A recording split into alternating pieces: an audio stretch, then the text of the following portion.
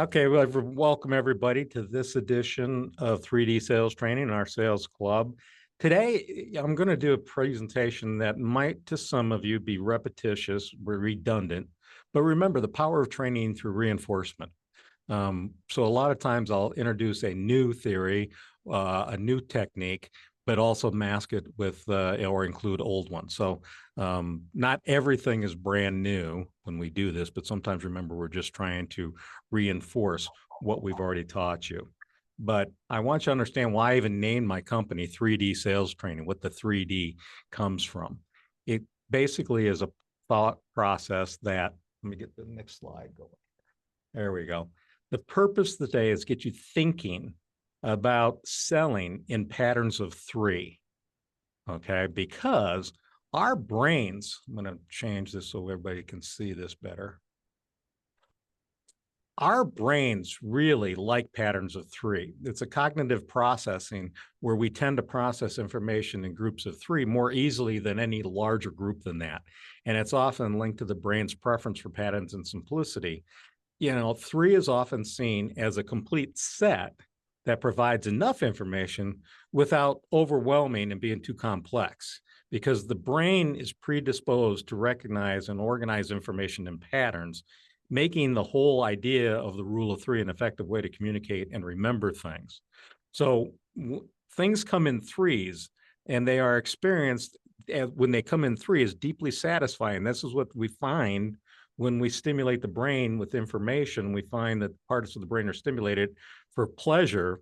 The endorphins are heightened when things come in threes. So this is because three is the smallest number required to create a pattern and a rhythm. So even our brain is developed in three parts. Remember, our first part of our brain that developed was a reptilian our brain, where we, think about self-preservation, fight or flight kind of situation. And then the next part of our brain that developed was the limbic part of our brain, where we started understanding rewards and satisfactions, feelings, motivations, interaction, bonding, memory. And then the last part of our brain, the outer part of our brain, the neocortex, which is Latin for new bark, as I've said before, is where we started thinking and adding language. And this is really separates us from the other animals, is that we're able to have this part of our brain to develop language. So when you hear somebody say something like, well, it was a gut decision, I can't put my finger on it. Quite frankly, the decision-making part of our brain is the limbic part. And then the neocortex is where we use language to justify or explain why we made a decision. So when you think about something, remember the person's always, when they're buying your product or service, it is an emotional decision that is then logically explained later in the other part of their brain. So even our brain thinks in threes. And the patterns of three is always have been, you've been conditioned to accept things in threes. Three blind mice, three bears. Remember, even with the bears, it was cold, too hot, just right. Three strikes are out in baseball, the Three Stooges, Three Little Pigs, and they went wee, all the way home, not wee, all the way home. Three Billy Goat Gruff, three wise men, three, gifts even. And even more threes. If you think do, re, mi, row your boat, tic tac toe, ready, set, go, 1, 2, 3, life, liberty, and pursuit of happiness, three-sided triangle, three baseball bases. There's so many patterns throughout our life that we see in threes. And what happened was, as you grew, this reinforcement happened through these types of sayings. Even with your mother saying, no, we got things in three, and our brain can process things in three. And really, the reason that I started changing the name my company 3D Sales is because I went to the Disney Institute and went through their sales program, Zig Ziglar sales program, obviously Sandler sales training, Tom Hopkins, Anthony Pernelli. And I had actually gone through all of those programs and took something good from every one of them. But I would tell you, some of them were so complex that I couldn't remember all the steps. And so when I decided to kind of create my own system, that I would make sure that it basically stayed within the patterns of three.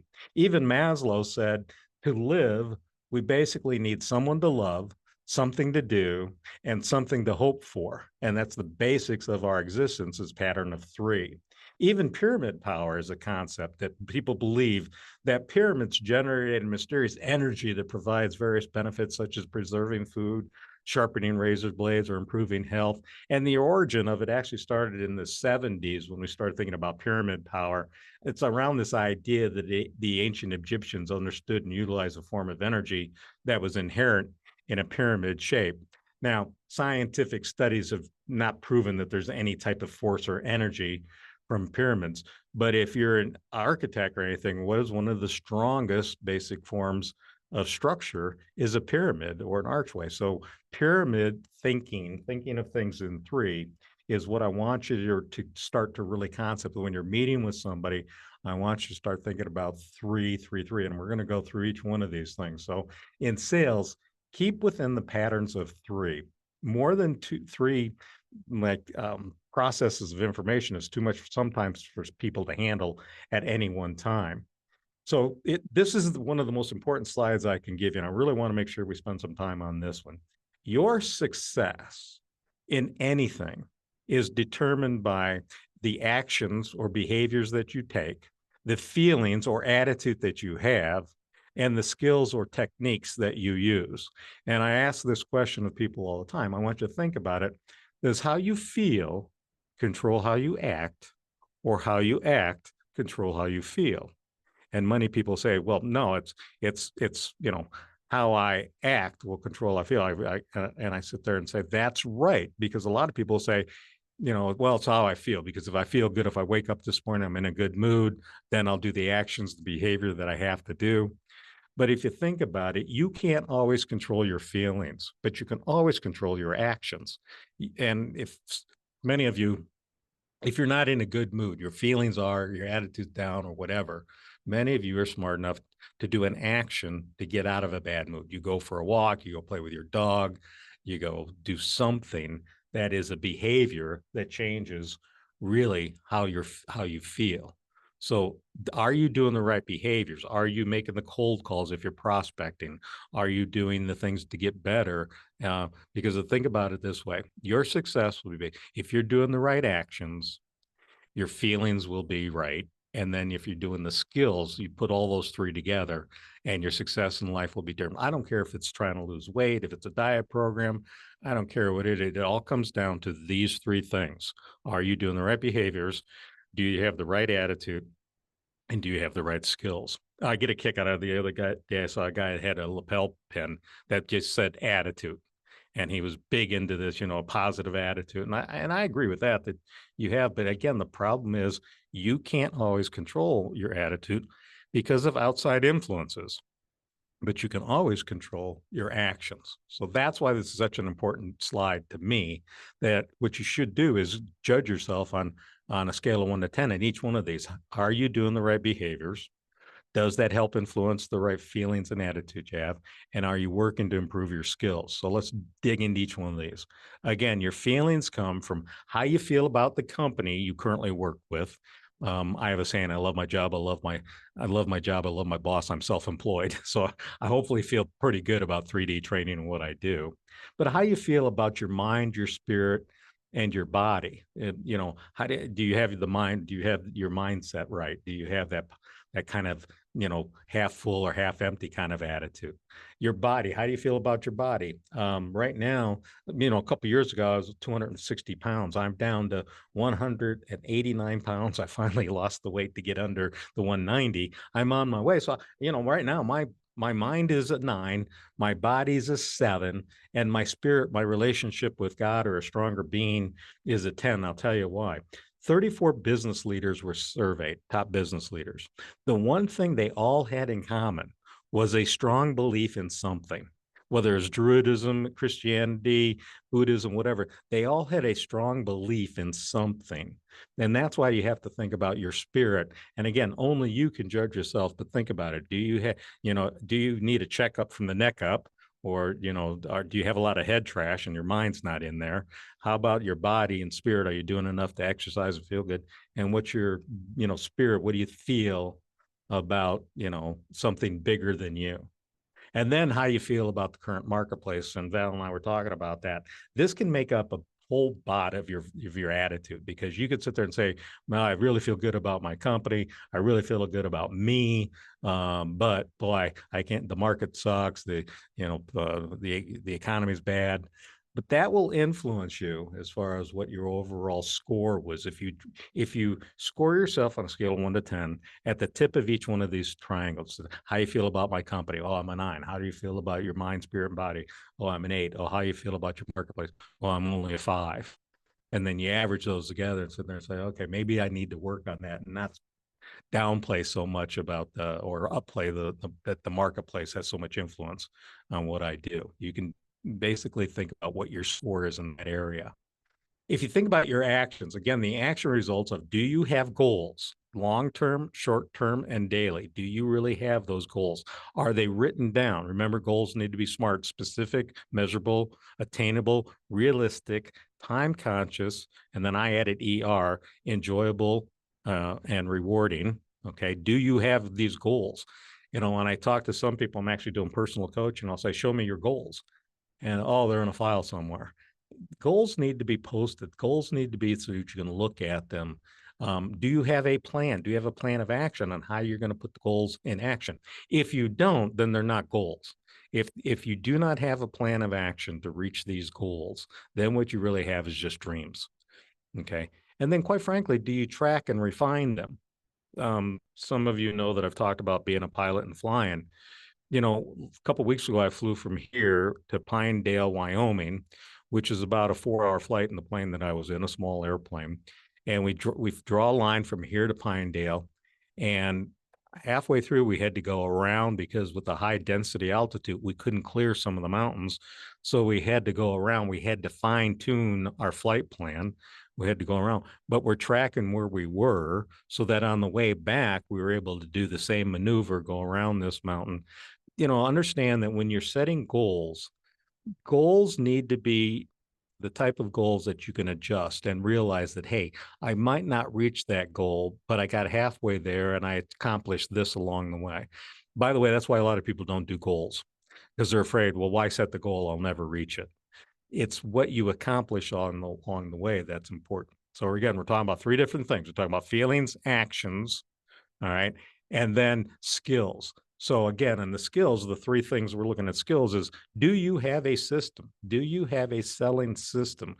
I like to say, I don't care what system you have, just get one, even if it's not mine. Some people, obviously are doing well in sales. They didn't take my course, they're taking somebody else's, but somebody who's really doing well has a systematic approach to an end result, because that's really what a system is, a systematic approach to an end result. Okay. Are you continuing to sharpen your axe? By the way, the Aberdeen Group did a study, and the average salesperson, career salesperson, not somebody just started, the average only spends 4.3 hours a month trying to sharpen and get better at what they do, whether it's reading a book, going to seminars, whatever it is, only spends 4.3 hours. Besides what we do each week here, an hour or so, that's 4.3 right there. What else are you doing? Are you going back and reviewing my website? Are you going back and looking at all the different things that I've posted at YouTube? So are you spending more than the average salesperson? Do you want to be average? And then over on the left, the most important part, I believe, in anything is, do you have the guts, discipline, and desire to use the system? Yeah, I've had many people that knew my system, could teach my system, and then I'd go out in the field with them, and they wouldn't do it. They wouldn't utilize any of the tactics because they didn't have the guts, discipline, and desire to actually use the system.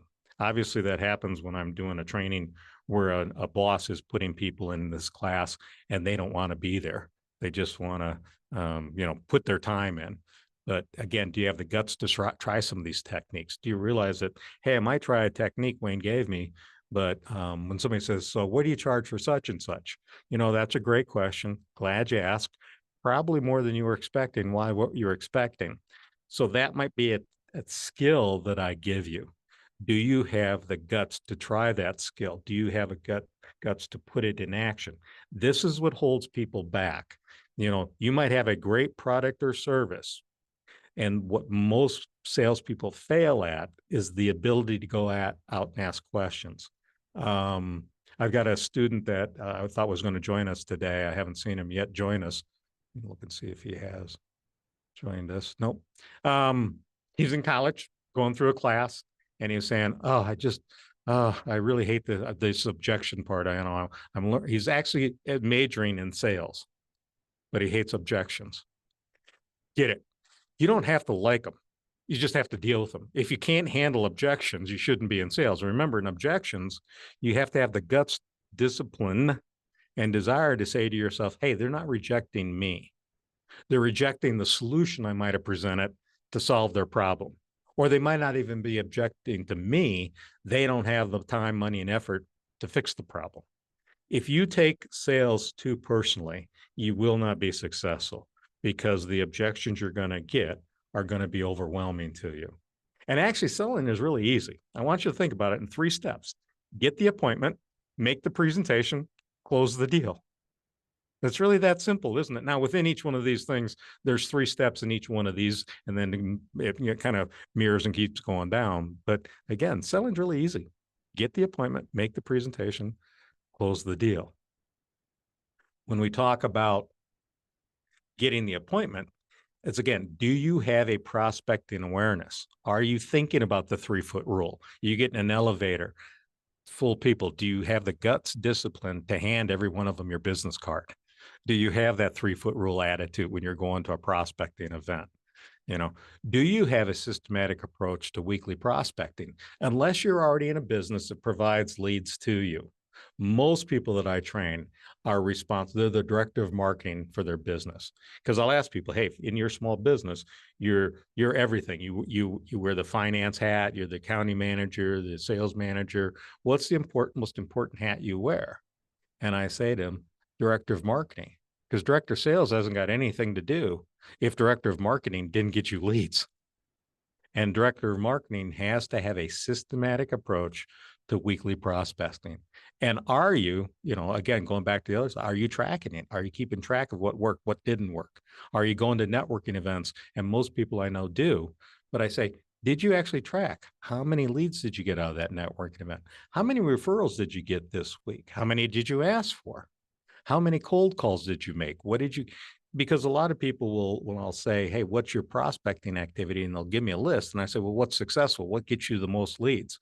What do you think? Anybody want to jump in out of a wheel of fortune when you think about all the different prospecting activities that we do? What's the number one way most people tell me they get leads? Anybody want to say?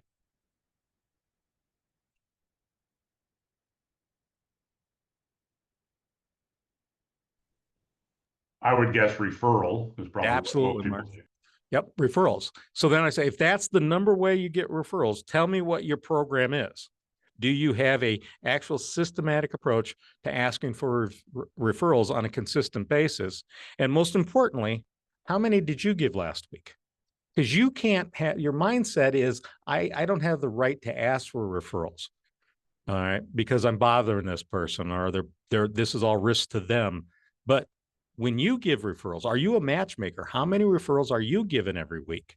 If you are sitting there saying, hey, part of my referral program is I'm going to use LinkedIn to try and match up 2 people. I'm going to use Alignable. I'm going to use some type of social media, whether it be Facebook or whatever. I'm going to try and match up people that I know. I've got this whole Rolodex in my mind of people I know, and I should be matching these people up, because then they still feel a little bit obligated to you to try and help referrals to you. So the number one thing I say is, do you have a weekly systematic approach to referrals? Do you have a weekly systematic approach to whatever? That's the whole point of getting the appointments. You can't make all the phone calls if you don't have a whole bunch of people in your bucket here to call. And then think about this with the appointment. You're only closing for the appointment. You're not trying to make the sale over the phone or through email. The whole idea of getting the appointment is so that you can sit with somebody. As most of you would tell me, you're so much better face-to-face, I know you are, than you are trying to do emails back and forth. But I think what happens is when people do have a lead and they try and contact that lead by email, text, or whatever, they're trying to put all the bullet points together of their business. They're trying to sell them over the phone or through the email. All you're trying to sell them for is for the appointment. Get the appointment, then qualify the person, then try and decide whether you want to have, an actual face-to-face, but go for the appointment. Get the appointment first. I'll always schedule appointments with people. And then I say, okay, let's meet at 3 o'clock on Friday. Oh, by the way, before I come out there on Friday, do you mind if I ask you a few questions? And then if I decide they're not qualified, that they're still just shopping, then I'll say, it sounds like maybe we ought to table this while you do some more research. Why don't we do this? Why don't we move it out to another Friday from now? Get the appointment, then decide whether you really want to run it or not, is what I say.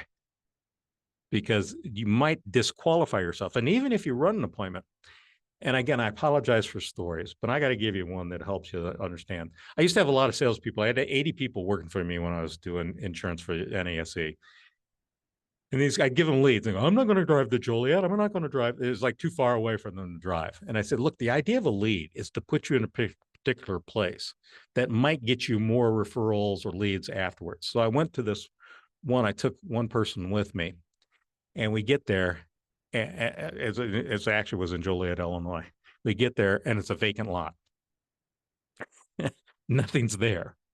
So she's like, oh, well, let's drive back to Schaumburg. Oh, we were here. I'm not going to drive 40 miles back to Schaumburg. We're already here. So we went next door, and there was one of these garden level type offices where you walk downstairs actually to a garden level, and it was a barber shop. So we walked in, I took the lead card, and I put it in the guy's face that answered the door. And I said, hey, I'm Wayne. I'm confused. We're supposed to meet with this person next door, but there's nobody here.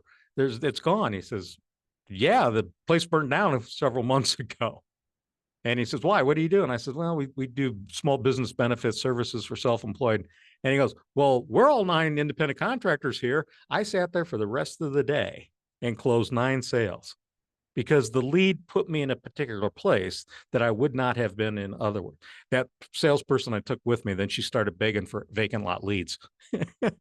Because again, the whole idea, and that's what we call vacant lot leads. A lead, a name, you could go meet with people because they might not be somebody you sell, but now you have activity.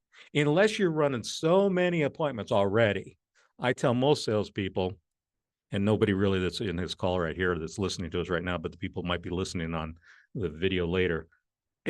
Unless you're running already so many appointments, take everyone you can. People go, I'm not going to run this appointment so-and-so, they're so far away. But when you're there, then you do what I call cloverleaf or play lost. You're already in a particular area. Go to the business next door and say, hey, I don't suppose anybody here needs this. And it gives you a reason. You actually take the lead card you have, whether it's written on a 3x5, and you put it in there. Hey, I was supposed to meet with this person. I see they're not here anymore. As long as I'm here, I thought maybe I'd have a conversation. The idea of a lead is to put you in a particular place so that you can have more conversations with people. Conversations then turn into whether you want to have a qualified appointment with them. Because why do we call it even prospecting? Because I want you to think about it in 3. When you start exploring the land, maybe that you're going to dig, that's what a prospector first is. Then when you dig with a clear goal in mind of what you're looking for, gold or whatever, but mainly remember, you're dealing with a lot of dirt, not gold. And I think that's where a lot of people get out of sales. They don't understand. They got to get their hands dirty. They're going to dig a lot of dirt before they're going to find gold. And that's why most people don't want to do sales. They don't want to go through 10 prospects to find one nugget. They just hope that everybody, I was training a company that sells video camera equipment that goes into sewers. And one guy followed me to the parking lot afterwards. He says, Wayne, here's my problem. The product's too expensive. If I just had a better product at a lower price, I can sell that. And I said, well, then if that's the case, if we had the lowest product and the lowest price and the best product, what do we need you for? We can just post that on the internet and beat everybody. A salesperson's job is to go through a lot of dirt before you find the gold. And again, if you don't notice what I'm doing, everything's in 3s, even 3 steps here that you do. So then you make the presentation. Remember, we're talking about the 3 steps in selling. Get the appointment. Now make the presentation. Ask questions to find the real pain. That's the 1 step. Use your bonding skills to create real rapport. Remember, rapport is the French word for come together. People buy from people they like and they trust, and people like and trust people like themselves. Have you spent enough time in this compartment before you make the presentation? Are you bonding with this person? And if you ever saw the Glenn Ross movie, or even the clips of, um, the ABCs of closing, always be closing. I think it should be always be bonding, ABB. You're always bonding, even throughout the presentation. But here's the important thing in the presentation. Remember the rule of three. Only present to three panes. Do not try and overwhelm this person with more than three solutions. Don't try and introduce and do what we call upselling at this point. Close today, upsell tomorrow. Close on the three major products that you have that solve their problem. Don't start giving somebody a 12-step program. It's too much for them to handle. Remember, the mind handles things in threes. So think about that as far as, am I overwhelming this person with solutions to their problem? And the other thing I want you to think about, this is actually Cartman's triangle. And Cartman's triangle is a psychological theory that says this: in every relationship, you are either the persecutor, the rescuer, or the victim. Okay. The persecutor in sales will say things like we started this with, you know what you should do? Let me tell you what your problem is. Oh my God, who bought this? Who made this decision? And you're persecuting that person for a previous decision to buy something. Or you're the victim, gosh, sales is really hard. Gee, can you help me out here? Remember, you should be in the presentation step. You should be the rescuer. Sometimes they're going to be the persecutor. Sometimes they're going to act the victim. And we move sometimes around this triangle. But always remember to stay away from that persecutor role where you're criticizing somebody, critical parent, for any past decision. Because even if the decision was wrong, okay, they made it. Even if, when you say, why did you buy this? They're taking, and by the way, D's, when we talk about the D profile, D, I, S's, and C's, D's, you should never say why. D's don't want to have to justify why they made a decision to you.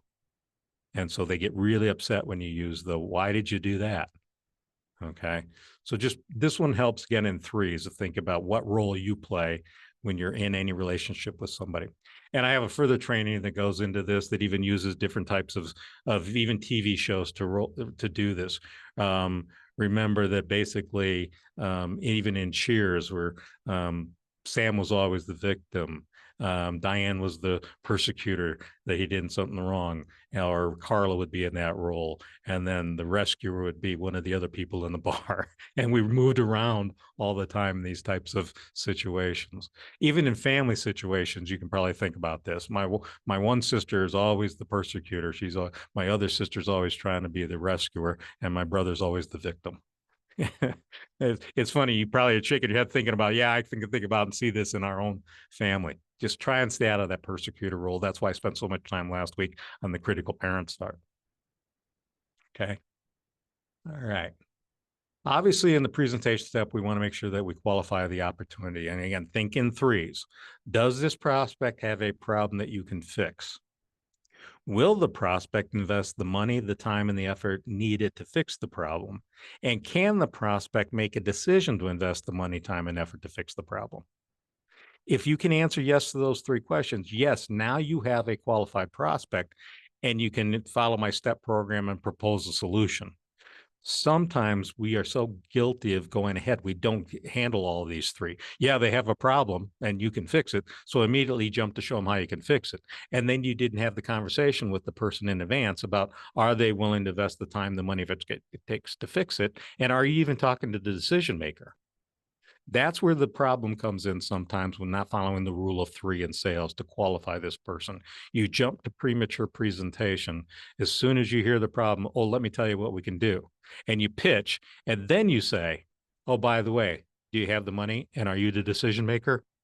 Most people forget to add these other two steps before moving on too soon. So again, that's what today's training is about. Get you thinking about all this stuff in threes, because you can handle three without having really sometimes me going back. If I gave you a 12-step program right now in the qualifying step, you wouldn't remember it. You'd have to have a cheat sheet and notes with you when you go out, but you can remember, does this person have a problem I can fix? Will this person invest the time, the money, and effort to fix the problem? And can this person make a decision to spend the money to fix the pain? Then you have a qualified prospect. Now you can move on to close the sale. Remember, 3 steps in closing the sale is one, first, review the pain, review the budget that they gave you, review the steps. Then go ahead and pitch, but use the scale, the 1 to 10, to develop how, their level of interest. And at this point, remember, I said, those of you that are new watching us, when you do this technique, you say to the client, hey, I've pitched about, 2/3 of my presentation. I still got a third to show you, but I'm just curious, how am I doing so far? On a scale of 10, where am I? Remember, 5 or less, somebody neutral never buys. With a number that low, sounds like I'm missing the point, probably not of interest. Sounds like I should just go home. At that point, if they want to see the other third, they'll say, oh, no, I guess I'm not a 5, 4 or 5. I'm probably 6 or 7. What do we need to talk about in the third that I have left that might take you to an 8 or a 9? Okay, that's what that's for, so that you give you time to adjust. Remember, we talked about in the first goal, tracking, fine tuning. You should even do your presentation that way. Track, ask questions, see how you're doing. If you just do a narrative for 3 or 4 minutes about all your products and services, and you don't stop and ask how you're doing, at the end, they might, well, this sounds good. I'd like to think it over. That's what you're trying to avoid by doing this. All right. And then your closing statement, if you do it right, if you solve their problem at a price they can afford, the magic dust is this: what would you like me to do next?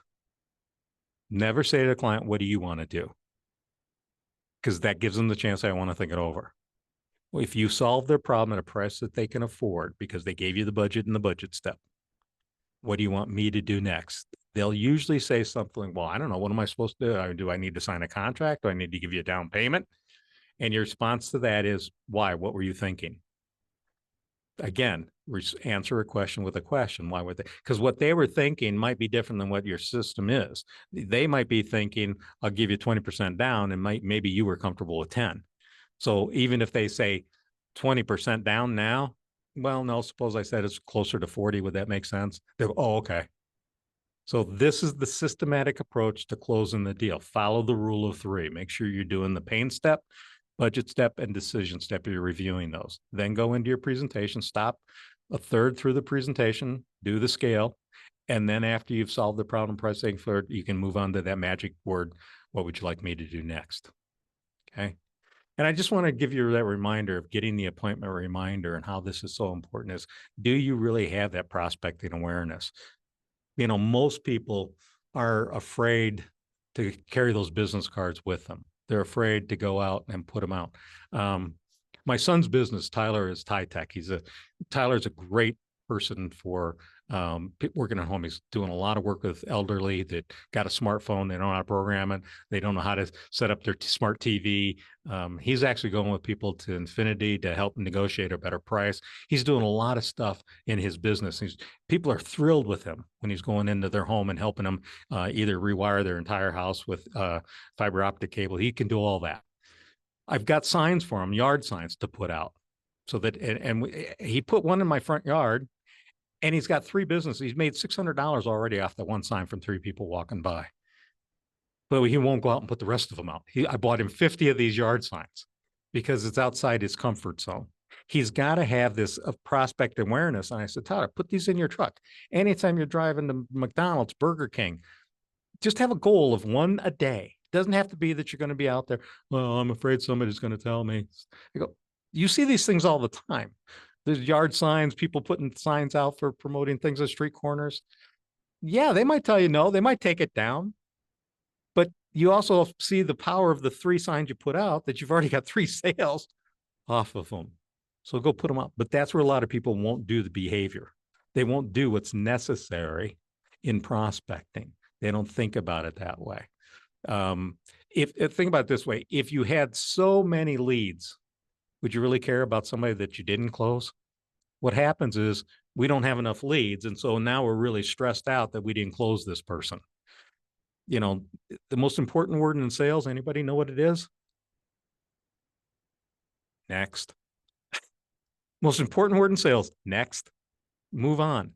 Cleanse yourself of that negative person who didn't buy from you, because I got so many leads, I don't need to worry about the one who said no. That's the issue. Is most salespeople do not have enough in their pipeline. Their pipeline is drying up, and so they're desperate, and desperate people do desperate things. If you're making sure that you always, I get a kick out of people say, so where's your business cards? And they're in a drawer on their desk down here. What good are they doing there? Are you putting them out? I go to the hockey game, I have season tickets to hockey, and I was trying to show Tyler when they scored a goal, I take 100 business cards and I throw them up like confetti, yay, and they float down. Oh, you God, they're going to get mad at you. So what? So what? The cleaning people got a lot to clean up anyway. They're going to clean up popcorn, all the other trash. But and then it used to do it this way. Remember, how many of you used to pay your bills by mail? You would send in your bill to the light company. So I would actually, because I'm already putting a stamp on all these to the gas company, light company, I would actually put a business card in each one of them. I got a call from a lady said, "Hey, Wayne, you don't know who I am, but my husband's a builder, and I think he needs sales training. And I got about 10 of your business cards at my desk here because I opened the mail here at Con Ed. I got a huge deal. And by the way, Mark and Deborah, it was one of my predecessors that I got this guy, and then he got me to the Metropolitan Builders Association that he was a member of.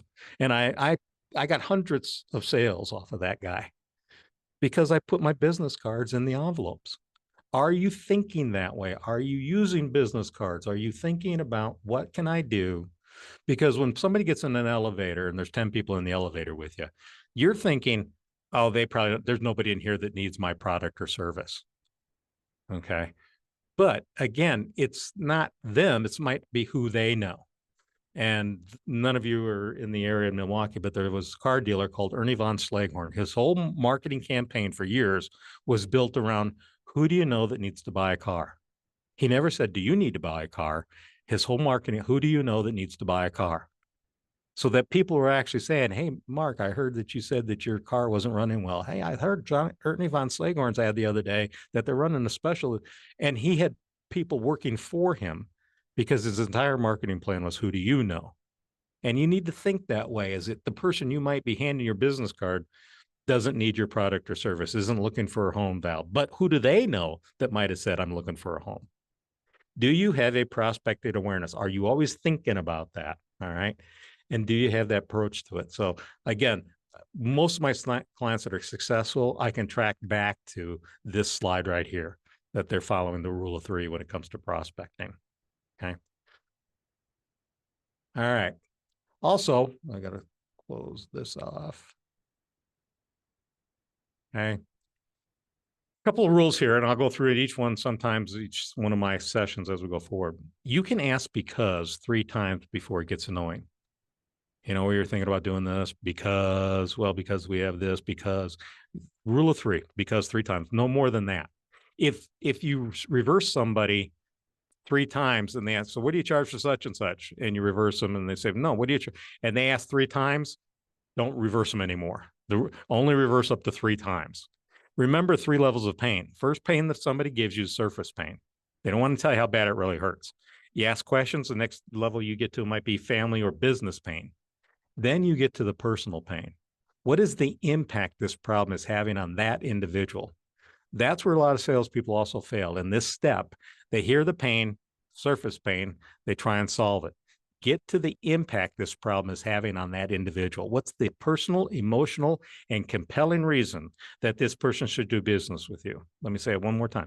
What is the personal, emotional, and compelling reason that this person should do business with you? And we talked about last week, if you ask too many questions, as soon as you know that, the personal, emotional, and compelling reason why somebody should do business with you, it's okay to leave the pain step, move on. You don't have to stay there. But I want you to think about 3 things that make you different than the competition. What are you doing? So when somebody says, why should I buy from you? Instead of just answering it, well, that's a great question. What were you thinking? Why should I buy from you? Suppose I said, you can still put in question, suppose I said, this makes us different. This makes us different. Would that make a difference to you when it comes to selecting a vendor? Most people, the mind is a wonderful, fantastic thing until we get in front of a prospect. And then we go, can't remember everything. So have it in your system that you already have 3 things that make you different than the competition. And then you get to ask, any of these things resonate with you? Any of these 3 things that we feel makes us different than the competition? Any of this resonate with you and would make a difference in when you pick? So already come up with those is what I want you to think about. Okay. All right. Just remember this. Do not offer more than 3 options to the prospect at a time. Your mind can't handle, remember the pattern of 3. Your mind can't handle more than 3 options. More than 3, and you start confusing this person. When I went the last month, I'm really happy with electric car I bought. I have a Nissan Aria, and knew that I just love it. But when I told the dealer, the guy that I was talking to, I was interested in an electric car, he gave me a list of 12 different cars, from the different Kia number 7, the Tesla, and I just got confused. When I told him what I was looking for, small, this, and this, he should have narrowed it down to 3 different options, because within each one of those cars are different options. As far as the one I have now is the Evoque, the Evolve, and then the Premium. There's 3 different levels. Even the manufacturer knows not to give more than 3 trim levels and options, because it would confuse people. So when you're out there pitching, don't give them so many things that they can't make a decision. Now, at a time is what I mean. That you might come in one presentation, show them 3 different options. The next presentation, maybe if those 3 didn't work, show them some more. There might be multiple times. And by the way, I should have started this presentation with saying nothing's ever absolute. Sometimes, yeah, there's a 4th option. Sometimes there's 4 things instead of 3 that fit. But I'm just trying to get your mind conditioned by this session into thinking about the rules of 3. And then what are those 3 questions? I'm going to leave this last slide. What are those 3 questions you wish your prospects would ask you that would make you look like a hero? What are 3 things they wish that they would ask you? Because then if they don't, you can say it to them and say something to them like, hey, typically some people ask me about this. Any reason you didn't ask me about that? Some people ask me about, am I a member of the local Better Business Bureau? Any reason you didn't ask me that? Some people ask me if I've got a program that I'm in some type of a trade organization. Any reason you didn't ask me that? And because it's a question that you can plant in their mind that makes you look like a hero. And I often find that this is what happens when I talk about in the pain step, asking questions. People either forget, to ask questions or what questions to ask. So be prepared. Have these 3 questions already that you wish they'd ask you, so that you would look like a hero. All right, I'm going to stop sharing and open up everybody. So today's session was, again, to help get you thinking about 3. Is there anything other than when I send this out to you, so that you can go back to refer it, that really resonated with you? What anything in 3 that made a lot of sense that you're going to start, what are you going to start doing or stop doing as a result of this training? Go ahead, everybody, give me anything, and I'll couple of them, and I'll then end it. But give me a couple group participation here. I think for me, I had a situation where I was presenting some options to a client 2 nights ago, and I gave them 6 options. And I look now and I realize, that the first 3 they glazed over anyway. And I was doing it in a way of showing them kind of how the evolution of design happened, but they didn't care. Like, I mean, it was just, whatever reason, it was a waste of my time. And I'd like to say, remember, this isn't me saying it. This is a scientific fact. That's the way your brain works. And I think sometimes that we don't mirror sales and science together. We think sales is just extemporaneously speaking and just coming off the cuff. And no, there actually is a science behind this, that people can only process things in 3. That's how they receive them the best, anyway. Good for you. Anybody else? An hour of your life you'll never get back. All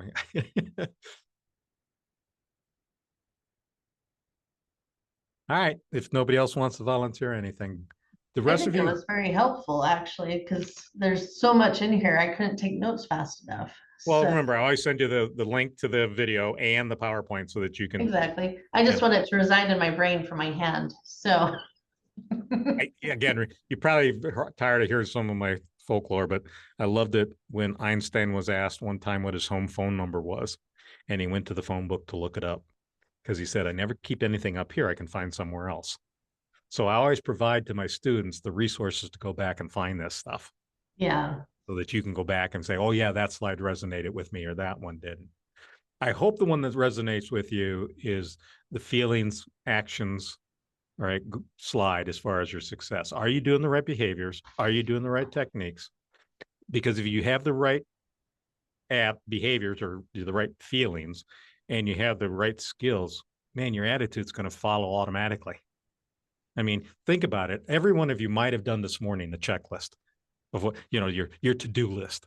How do you feel at the end of the day when you've checked everything off? See, your behavior controls your feelings. So Yeah. that's the same thing. Are you doing the right behaviors? Your attitude will follow automatically. Anybody else? Thanks, Deborah. Thanks, Mark. All right, I will, as soon as this ends, it converts, takes a while. As soon as it converts, I'll send both the link to watch it and the actual PowerPoint to everybody.